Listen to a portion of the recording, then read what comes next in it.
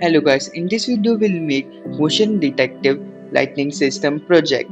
So whenever using touch sensor, so whenever we touch our touch sensor, the light will the light will turn on, and after some delay will turn off our light. So let's get started. First we'll take a on button, click node, we'll go to its property, we'll enter pin number 4, button pin is connected to 3.3 volt, click on done. We'll take a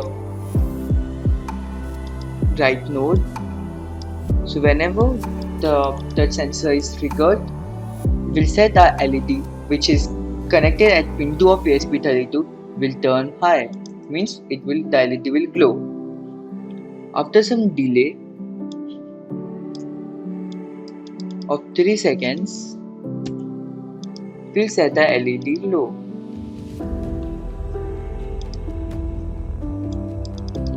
We'll go to property, we'll enter pin level 0, click on done, save the flow, verify the flow, and we are good to upload it.